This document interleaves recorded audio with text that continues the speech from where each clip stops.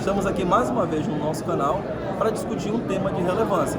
E para nós amazonenses, o tema de maior relevância, que é a Zona Franca de Manaus. E sobre esse tema, a Zona Franca, existe muita desinformação. E nos compete, enquanto representantes do Estado do Amazonas, enquanto amazonenses, fazer um esclarecimento sobre qual é a realidade do modelo, qual é a sua necessidade e como ele é compatível com uma política efetiva de desenvolvimento. Não seria diferente para que pudéssemos esclarecer, contar com um personagem importante. Do meu lado está Tomás Nogueira, que já foi superintendente da Zona Franca de Manaus e possui vasto conhecimento sobre o modelo. Mas antes, nós precisamos destacar onde nós estamos. Nós estamos no Congresso Nacional, esse aqui é o famosíssimo Salão Verde. Aqui atrás está o plenário da Câmara dos Deputados, bem ali está o Senado. E neste momento se discute numa comissão mista a chamada reforma tributária. E isso traz, obviamente, reflexos para esse modelo, que para nós amazonenses é extremamente caro. Mas não se consegue explicar ou se traduzir o que é a Zona Franca de Manaus sem antes esclarecer qual é o contexto geopolítico. O Amazonas é o maior estado da federação e é um estado que possui uma posição estratégica, como já foi dito pelo vice-presidente da República, assim como qualquer pessoa que compreende a relevância do Amazonas. O Amazonas possui hoje uma responsabilidade mundial com a manutenção da floresta em pé. E nós temos dito que o Amazonas tem mantido, mediante sua política econômico-social, 97% da floresta em pé. Isso não é à toa. É por conta do modelo de desenvolvimento econômico que nós temos essa condição para entregar de forma presente ao mundo. A Zona Franca não é de hoje, ela foi desenvolvida décadas atrás e o objetivo dela ainda fazia parte da estratégia militar desenhada à época de integrar para não entregar. E o motivo é que nós precisamos fazer com que haja uma condição de dignidade para quem vive na floresta. Já recentemente foram vários os personagens que disseram que não se consegue fazer riqueza, não se consegue fazer manutenção da floresta na pobreza. E isso é um adágio muito atual, não só naquela época, como também agora. Voltando ao tema, o Amazonas possui, por as suas próprias peculiaridades e necessidade de manutenção de uma floresta que é os olhos do mundo, a obrigatoriedade de fazer todo o equilíbrio de desenvolvimento com a compatibilização ambiental. E isso é mais difícil do que em qualquer região do Brasil. Para se ter ideia, no Amazonas, para que se possa fazer a utilização de nossas terras para a produção rural, é necessário que se resguarde 80% da floresta em pé. Para o resto do Brasil, esse percentual é de 50%. Além do mais, as condições climáticas que nós possuímos e as condições logísticas também impõem dificuldades gigantescas. Não é política, é realidade. Nós temos uma dificuldade muito grande de conexão com o resto do Brasil. Nós não possuímos estradas em condições que nos permitam acessar com velocidade todo o resto do Brasil. A BR-319 é uma discussão que segue ano após ano e nós vamos enfrentá-la com responsabilidade. Mas a realidade presente é, para quem queira fazer desenvolvimento, e assim, nós estamos falando para quem queira fazer desenvolvimento com produção adequada, e a indústria de transformação está aí para isso, se tem que fazer o levantamento adequado de todos os custos operacionais para a implementação de um parque fabril ou de qualquer outro modelo operacional. Isso leva em conta condições logísticas, condições trabalhistas e condições tributárias, para falar o mínimo, além, obviamente, de todos os entraves de natureza ambiental. Na ponta do lápis, o Amazonas, sem os devidos incentivos, é muito mais oneroso para se fazer investimento de qualquer outra região do Brasil. Nós não estamos, por exemplo, dentro dos centros produtores e consumidores, como o caso do Sudeste. Nós estamos longe, isolados. E isso, observando os parâmetros constitucionais, não de hoje, mesmo de outrora e mesmo de qualquer momento, vai fazer com que princípios como o constitucional da isonomia e integração exijam com que haja um equilíbrio das distribuições de aplicações tributárias para que se possa fazer, como se diz na própria Constituição, em seu artigo 19, a efetiva integração com igualdade. E isso não pode ser feito estabelecendo condições iguais para quem tem realidades completamente diferentes. Então, o modelo já pensado já lá atrás por pensadores como o grande Samuel Benchimol e diversos outros, levava em consideração a necessidade de que se houvesse distribuições tributárias equitativas e permitisse com que o Amazonas fosse competitivo o suficiente para que ele pudesse apresentar condição de manutenção da sua população sem correr a floresta. Ora, Tomás, já recentemente, na COP25, nas discussões que aconteceram lá no Vaticano a respeito da própria realidade do Amazonas e a condição ambiental, houve a discussão que sempre há da necessidade de se investir da manutenção de florestas em pé. Nós, amazonenses, recebemos o ônus de manter a floresta em pé. Mas isso não pode ser feito única e exclusivamente às nossas custas. O mundo inteiro já discute a necessidade de investimentos fortes para a manutenção de biomas como o nosso. Um único bioma com essas características. Um único bioma que tem condições de fazer a manutenção não só do clima e das condições ambientais do Amazonas, como do resto do Brasil. Não é segredo para ninguém, mas nós precisamos repetir.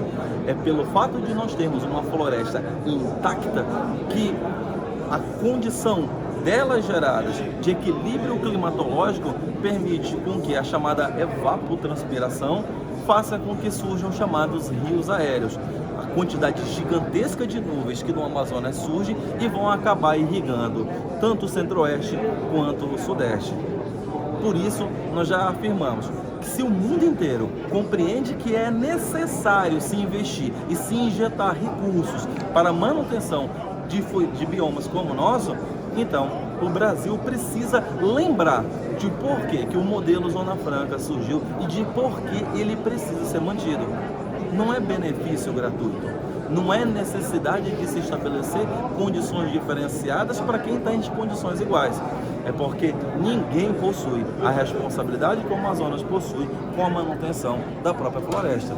Para isso, não sendo barrista, mas isso não é nenhum crime para quem é amazonense, basta se olhar à volta. O Amazonas dá o exemplo de como é que deve ser mantido.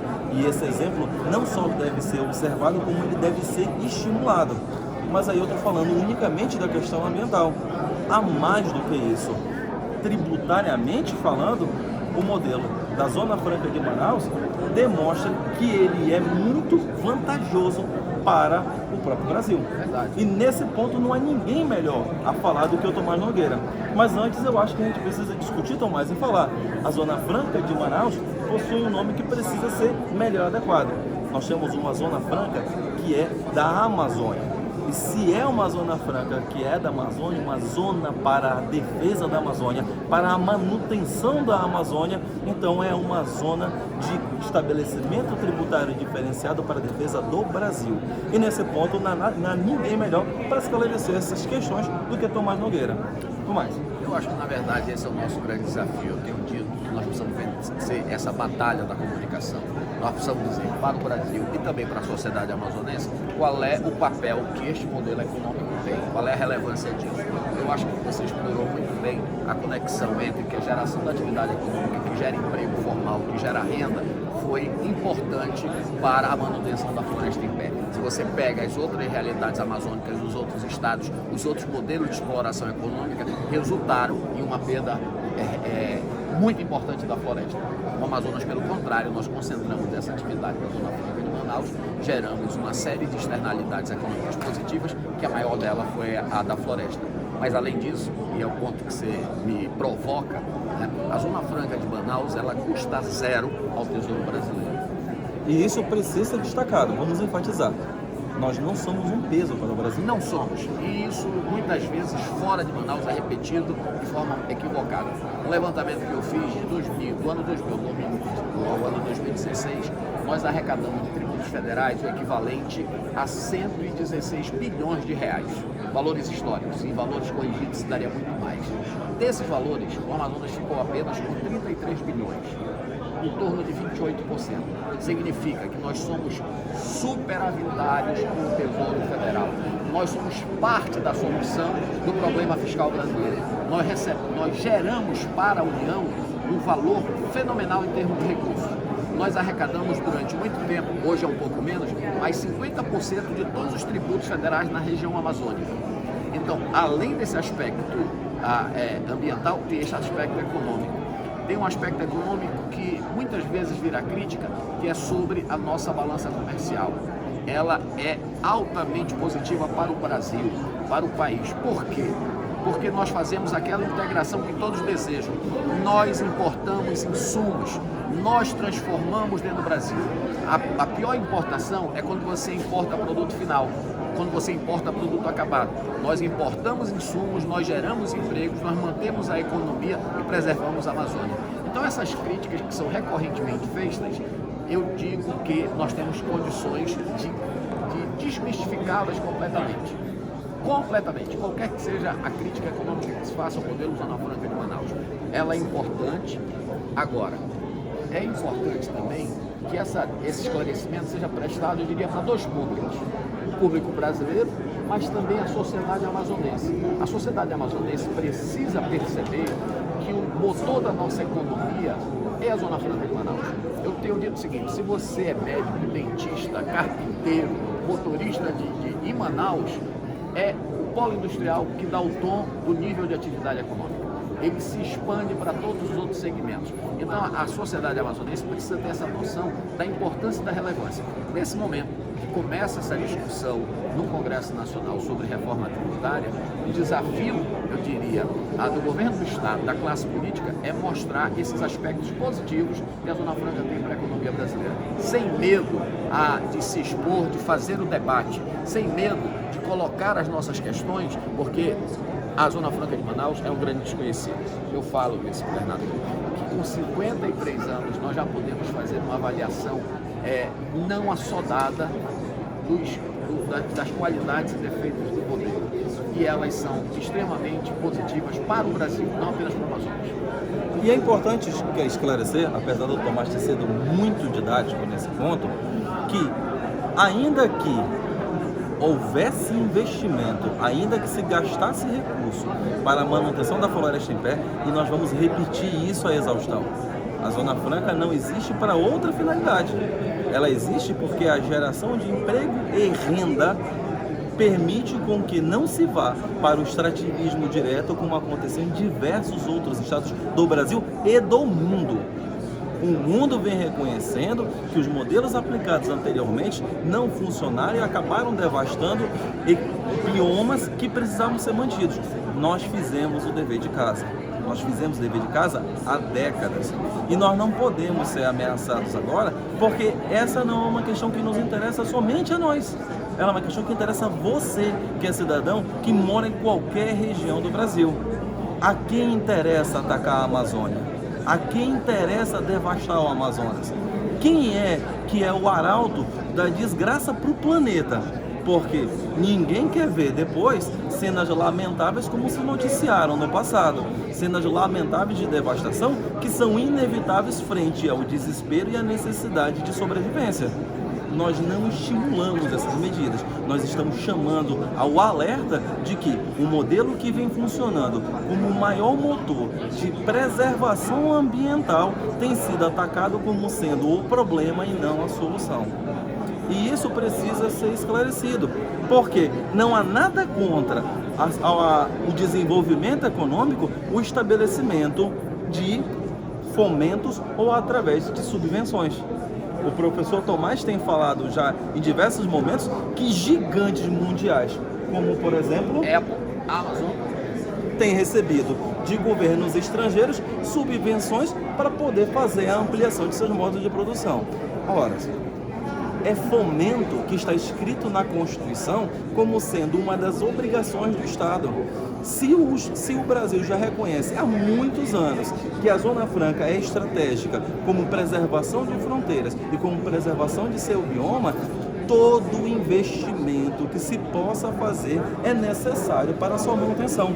Só que nós estamos demonstrando e nós vamos deixar à disposição nos links do nosso canal o acesso a toda a documentação que mostra que o investimento que se faz retorna integralmente.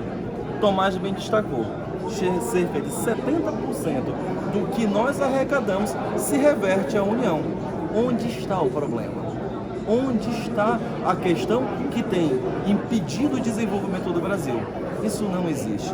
Até porque, não tão recentemente assim, a Organização Mundial do Comércio, reconhecendo política de subvenções na lei de informática, fez um sancionamento e advertência ao Brasil, exigindo claramente alterações na legislação de informática, excepcionando tão somente a legislação de informática do Amazonas. Ora, se a Organização Mundial de Comércio compreende que não afronta as regras internacionais de livre concorrência, um modelo específico como esse, onde se está as raras inteligências que têm apontado o Amazonas como sendo o problema do Brasil? O Amazonas não é o problema, o Amazonas é a solução. E isso tem sido repetido por toda e qualquer pessoa que se tem dedicado a ler de forma mínima a nossa realidade. Mas algo mais precisa ser dito. Se esse é um modelo que é importante, nós precisamos sinalizar isso de forma clara para o mundo. Até porque o Estado, historicamente, não gera riqueza. Quem gera riqueza é sim iniciativa privada. E olha como parece paradoxal isso. Eu represento hoje o Estado do Amazonas e tenho falado que não é o Estado que gera riqueza. Eu aparentemente estou concordando com a política, sim, de atividade livre. Mas em todo lugar do mundo, mesmo os economistas mais antigos falavam o livre comércio e a livre economia deve acontecer, mas o Estado deve, com a devida ponderação, fazer as intervenções, seja para reprimir o capitalismo selvagem, seja para fomentar regiões onde se precisa. E aqui é o caso. Agora, quando se estabelecem instabilidades no ambiente de investimento, quando você estabelece limites temporais para investimentos e prazos para desenvolvimento, você está sinalizando para qualquer indústria no mundo que faz seus desenvolvimentos levando em conta anos ou décadas, que aqui não é um ambiente adequado para investimento. Não se pode estabelecer prazo para o desenvolvimento econômico. Em nenhum lugar do mundo isso acontece. Em nenhum lugar do mundo se mudam as regras tributárias do dia para a noite. O Amazonas já foi palco de saídas homéricas, se assim posso dizer, de indústrias que saíram do Brasil, da América Latina, por conta dessa instabilidade.